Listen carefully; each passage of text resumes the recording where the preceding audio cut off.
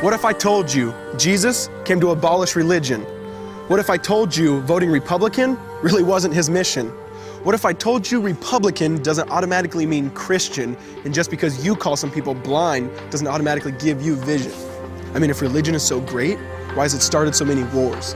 Why does it build huge churches but fails to feed the poor?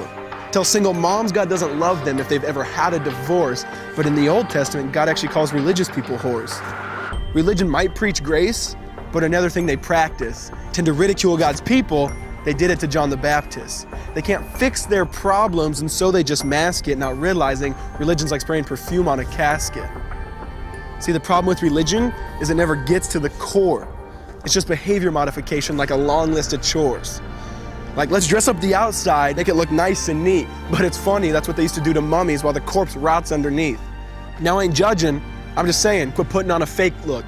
Because there's a problem if people only know that you're a Christian by your Facebook. I mean, in every other aspect of life, you know that logic's unworthy.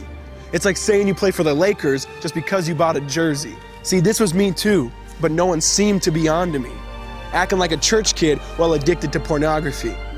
See, on Sunday I'd go to church, but Saturday getting faded, acting if I was simply created to just have sex and get wasted.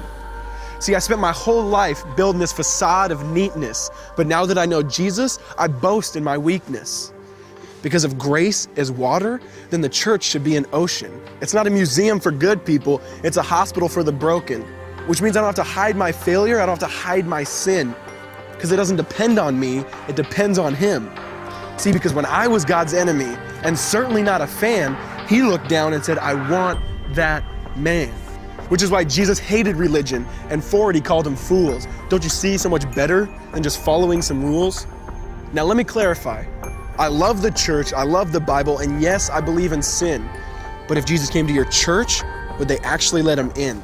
See, remember He was called a glutton and a drunkard by religious men. But the Son of God never supports self-righteousness, not now, not then. Now back to the point, one thing is vital to mention. How Jesus and religion are on opposite spectrums. See, one's the work of God, but one's a man-made invention. See, one is the cure, but the other's the infection. See, because religion says do, Jesus says done. Religion says slave, Jesus says son.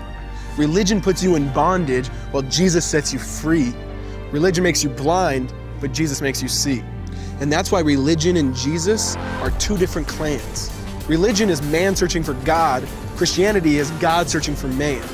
Which is why salvation is freely mine, and forgiveness is my own. Not based on my merits, but Jesus' obedience alone. Because He took the crown of thorns and the blood dripped down His face. He took what we all deserved. I guess that's why you call it grace. And while being murdered, He yelled, Father, forgive them. They know not what they do. Because when He was dangling on that cross, He was thinking of you. And He absorbed all your sin and He buried it in the tomb, which is why I'm kneeling at the cross saying, come on, there's room. So for religion, no, I hate it. In fact, I literally resent it.